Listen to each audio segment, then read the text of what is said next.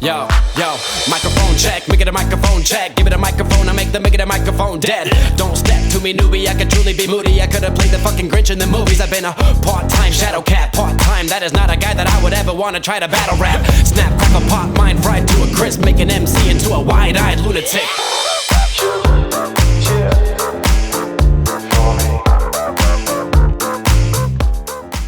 Hello friends, இன்றைக்கி நம்ம Lucknowi veg biryani எப்படி பண்ணலான்னு பார்க்க போகிறோம். வாங்க இப்போ எப்படி செய்யலான்னு பார்ப்போம். இந்த சேனலுக்கு சப்ஸ்கிரைப் பண்ணிடுங்க, அப்போ தான் நம்ம போடுற லேட்டஸ்ட் வீடியோஸ் உங்களுக்கு வரும். ஃபஸ்ட்டு ஒரு பேனில் நெய் ஊற்றிக்கிறேன், 2 ஸ்பூன் நெய். அடுத்ததாக 2 ஸ்பூன் எண்ணெய் ஊற்றுறேன்.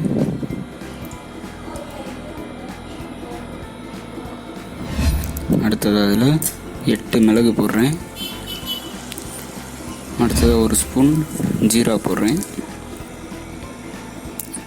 அடுத்ததாக ஆனியன், ஒரு 3 ஆனியன் ஸ்லைஸ் பண்ணி வச்சுருக்கேன். இப்போ அதை நல்லா மிக்ஸ் பண்ணி விட்டுக்கலாம்.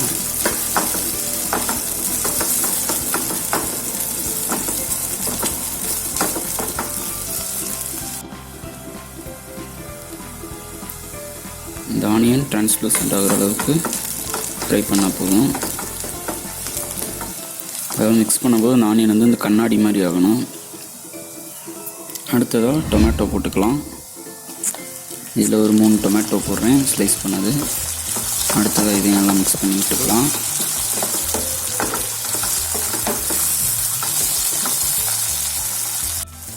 மிக்ஸ் ஆகிடுச்சு. இந்த டொமேட்டோ கொஞ்சம் அந்த மேஷ் ஆகணும். பாருங்கள், இப்போ டொமேட்டோ கொஞ்சம் மேஷ் ஆகிடுச்சு. இந்த ஆயிலோட கலரும் சேஞ்ச் ஆகிடுச்சு. இப்போ இதில் மின்ட் ஒரு கை போடுறேன், அதை நல்லா மிக்ஸ் பண்ணி விட்டுக்கலாம்.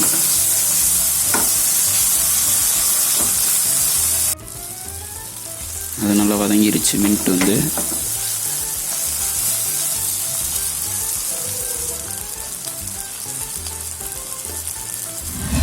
அடுத்ததாக ஜிஞ்சர் கார்லிக் பேஸ்ட் 2 ஸ்பூன் போடுறேன். இப்போ நல்லா மிக்ஸ் பண்ணிக்கலாம். இந்த ஜிஞ்சர் கார்லிக் பேஸ்ட்டோட பச்சை வாசனை போகிற அளவுக்கு நல்லா வதக்கணும்.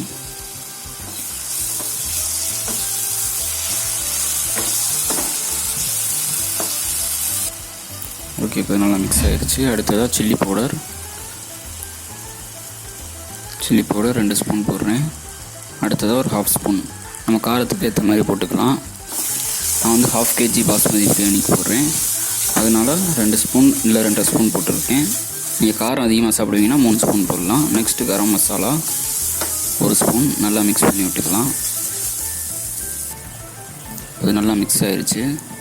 அடுத்ததாக இதில் கேர்டு 1 ஸ்பூன் போடுறேன். அடுத்ததாக இன்னொரு ஸ்பூன், மொத்தம் 2 ஸ்பூன் கேர்டு போட்டுக்கலாம். அது நல்லா மிக்ஸ் பண்ணிக்கலாம்.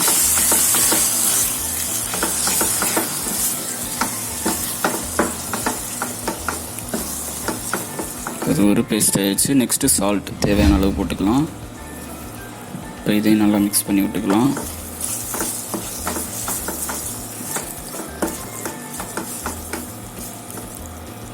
அந்த ஆயில் வந்து பிரிஞ்சு வந்துருச்சு. நெக்ஸ்ட்டு வாட்டர் வந்து நான் வந்து வெஜிடபிள்ஸ் வேக வச்ச வாட்டர் ஊற்றுறேன். இதே நீங்கள் இப்போ நான்வெஜ்ஜில் பண்ணுறீங்கன்னா, மட்டன் இல்லை சிக்கன் அது எதாவது பண்ணுறீங்கன்னா அந்த வாட்டரையும் நீங்கள் இதில் ஊற்றிக்கலாம். மசாலா வந்து சேம் தான் எல்லாத்துக்குமே.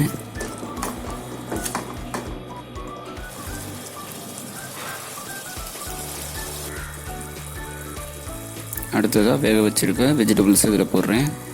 இது எல்லாமே ஏற்கனவே பாயில் பண்ணி வச்ச வெஜிடபிள்ஸ் தான். இந்த வெஜிடபிள்ஸ் வந்து ஒரு 75% தான் பாயில் பண்ணியிருக்கணும், கம்ப்ளீட் குக் பண்ணக்கூடாது. ஏன்னா நம்ம தம் போடும்போது அதுவே வந்து குக் ஆகிரும் ஃபுல்லாக. இப்போ நல்லா மிக்ஸ் பண்ணியாச்சு. நெக்ஸ்ட்டு ரைஸ் பண்ணுறது பார்ப்போம்.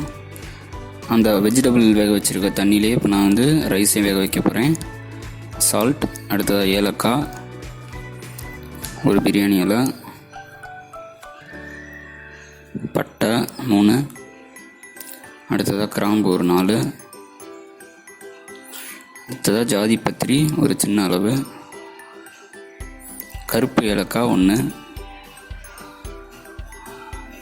மிளகு 6, ஜீரகம் 1 ஸ்பூன், அடுத்ததாக ஜிஞ்சர் கார்லிக் பேஸ்ட் ஒரு 1/2 ஸ்பூன் போட்டு நல்லா மிக்ஸ் பண்ணி விட்டுக்கலாம். அடுத்ததாக புதினா கொத்தமல்லி 1 கப். இங்கே நான் வந்து பாஸ்மதி ரைஸ் ஒரு 20 மினிட்ஸ் தண்ணியில் ஊற வச்சு வடித்து வச்சுருக்கேன். இப்போ அதை இதில் போட்டுக்கலாம்.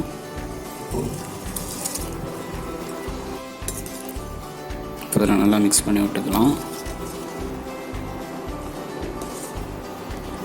அடுத்ததாக ஆயில் 1 ஸ்பூன். இந்த ஆயில் போடும்போது இந்த ரைஸ் ஒன்றோட ஒன்று ஒட்டாமல் நல்லா வரும். இப்போ பாருங்கள், ரைஸ் வந்து ஹாஃப் டன் ஆயிடுச்சு. ஹாஃப் டன்லேயும் இந்த ரைஸ் எடுத்துடணும்.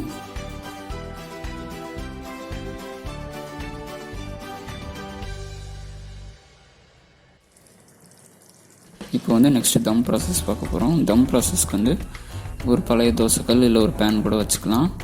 வச்சுட்டு அதை ப்ரீஹீட் பண்ணிட்டு ஒரு 5 மினிட்ஸ் அதை ப்ரீஹீட் பண்ணிட்டு தம் போடுறதுக்கு முன்னாடி ஃப்ளேமை சிம் பண்ணி வச்சுக்கணும்.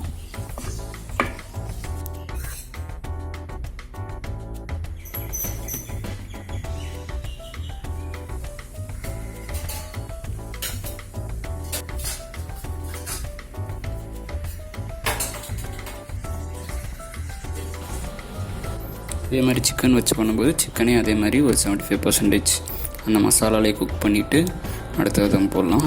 அதேமாதிரி மட்டன் வச்சு பண்ணும்போது மட்டன் ஒரு 5 to 7 விசில்ஸ் குக்கரில் வச்சுட்டு அப்புறமேட்டு இந்த மசாலா போட்டு பண்ணலாம். இதே ஸ்டைல் தான் எல்லாத்துக்குமே.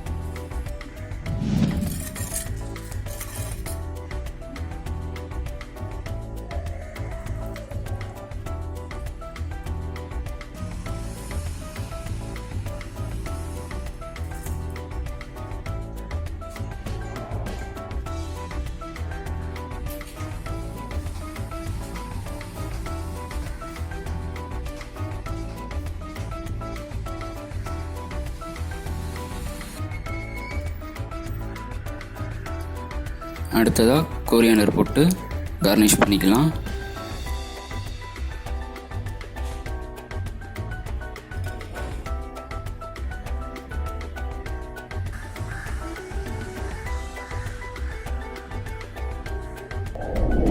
இதுக்கப்புறம் ஒரு 15 மினிட்ஸ் இது வந்து தம்மில் வச்சிடறோம்.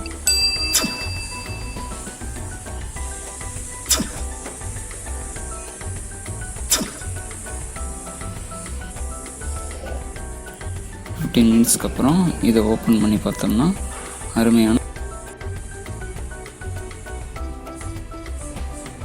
கிளறி விடணும். இதை கிளறி விடும்போது நம்ம வந்து ஒரே டைரெக்ஷனில் தான் கிளறி விடணும். இப்போ பார்த்தீங்கன்னா நான் வந்து இதை கிளாக் வைஸில் கிளறி விடுறேன். நீங்கள் ஆன்டி கிளாக் வைஸ் எந்த சைடில் வேணாலும் கிளறி விடலாம். ஆனால் சேம் சைடு தான் நீங்கள் இதை வந்து மிக்ஸ் பண்ணணும். பாருங்கள், வீட்டிலே ஒரு சூப்பர்பான இந்த லக்னோவி வெஜிடபிள் பிரியாணி ஈஸியாக பண்ணலாம். ஓகே ஃப்ரெண்ட்ஸ், இந்த லக்னோவி வெஜிடபிள் பிரியாணி பிடிச்சிருந்தா நீங்கள் வீட்டில் ட்ரை பண்ணி பாருங்கள். இந்த சேனலுக்கு சப்ஸ்கிரைப் பண்ணிடுங்க. அப்போ தான் நம்ம போடுற லேட்டஸ்ட் வீடியோஸ் உங்களுக்கு வரும்.